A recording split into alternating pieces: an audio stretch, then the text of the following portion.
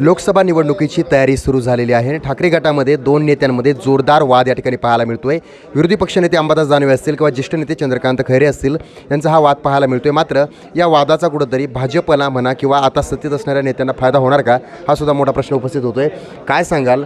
बऱ्याचदा असं पाहिलं की दोघांचं भांडण आणि तिसऱ्याचा लाभ ही एक म्हण आहे, याचा काही फायदा तुम्हाला होऊ शकतो का? कारण एकीकडे चंद्रकांत खैरे भांडण करतायत, दुसरीकडे अंबादास दानवे भांडण करतायत, कारण तुम्ही सुद्धा इच्छुक आहात लोकसभेसाठी। उबाटा गटाचे माजी खासदार चंद्रकांत खैरे असतील किंवा विरोधी पक्षनेते अंबादास दानवे असतील, यांच्या भांडणामुळे भाजपला किंवा NDAला लाभ होईल असं अजिबात नाही। आमचं कामच एवढं चालू आहे की आम्ही आमच्या बळावर, आम्ही आमच्या ताकदीवर, आम्ही आमच्या कामावरती नक्कीच ही जागा जिंकू आणि NDAचा लोकसभेचा खासदार इथून निवडून येईल आणि प्रधानमंत्री मोदी साहेब तिसऱ्या टर्ममध्ये प्रधानमंत्री तर होणारच आहेत, पण आमचं मत, संभाजीनगरचं मत जे मागच्या वेळेस मोदी साहेबांना देऊ शकलो नव्हतो, यावेळेस देणार आणि प्रधानमंत्री मोदी साहेबांच्या नेतृत्वामध्ये एक भारत विकसित राष्ट्र बनवण्यासाठी आम्ही प्रयत्न करतो। लोकसभेच्या निवडणुकीमध्ये विजय होण्यासाठी किंवा मला तिकीट मिळावं यासाठी चंद्रकांत खैरे प्रयत्न करतायत, अंबादास दानवे प्रयत्न करतात। तुम्हाला काय वाटतं, कोणाला तिकीट मिळू शकेल?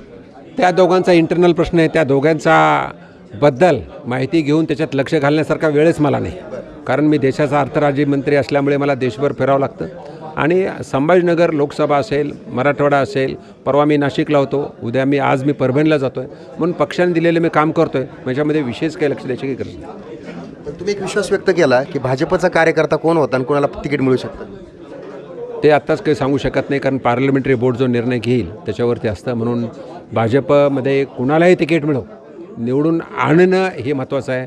जसं आता मध्य प्रदेश असेल, राजस्थान असेल, छत्तीसगड असतील, आम्ही कार्यकर्त्यामुळे जिंकलो, म्हणून भाजप हा कार्यकर्त्याचा पक्ष नाही, कुणाही एकाचा पक्ष नाही, हे निवडून येण्यासाठी आम्ही प्रयत्न करणार आहोत। अंबादास दानवेंना तिकीट मिळू शकतं असं तुम्ही म्हटले, कारण त्यामागचं कारण काय? कारण तुम्ही म्हटले ते भाजपचे कार्यकर्ते होते।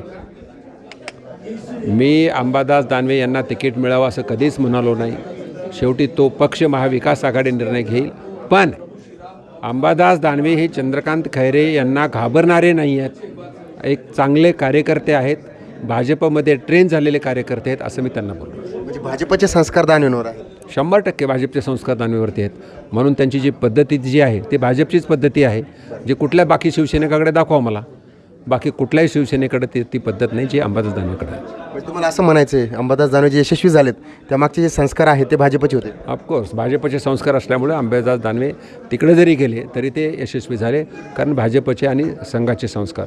बरं, आणखी एक शेवटचा प्रश्न, तुमच्या मागं प्रभू श्रीरामाची प्रतिमा आहे, सीतामाताची प्रतिमा आहे, ह्या मुद्द्याचा फायदा कुठंतरी भाजप घेते असं विरोधक आरोप करतायत, मात्र तुमचा यामागचा काय उद्देश आहे? कारण हा विरोधकाच्या आरोपांना आम्ही जुमानत नाही आहेत। सुरुवातीपासून भारतीय जनता पार्टी ही हिंदुत्ववादी आहे, हिंदुत्वासाठी काम करते, ह्याचा अर्थ दुसऱ्या धर्मावरती विरोध करते असं पण नाही आहे। आम्ही आमचं काम करतो, ज्यांनी प्रत्येकाने आपापलं काम करावं, कारण हे राष्ट्र हे सार्वभौमत्व असलेलं राष्ट्र आहे, म्हणून भारतीय जनता पार्टी नेहमीच हिंदुत्वासाठी काम करते। ह्या मुद्द्याचा कुठेतरी फायदा होऊ शकतो? नक्कीच फायदा होईल। आपण या ठिकाणी पाहताय हा जो मुद्दा आहे, या मुद्द्याचा फायदा होऊ शकतो, मात्र विरोधी पक्षनेते अंबादास दानवे यांच्यावर भाजपचे आणि हे राष्ट्रीय स्वयंसेवक संघाचे संस्कार आहेत, त्यामुळे ते या ठिकाणी यशस्वी झाले, तशी प्रतिक्रिया या ठिकाणी नेते भागवत काळे यांनी दिलेली आहे। सचिन बडे, लोकशाही मराठी, छत्रपती संभाजीनगर। लोकशाही मराठी, ऐका, पहा, जागरूक रहा।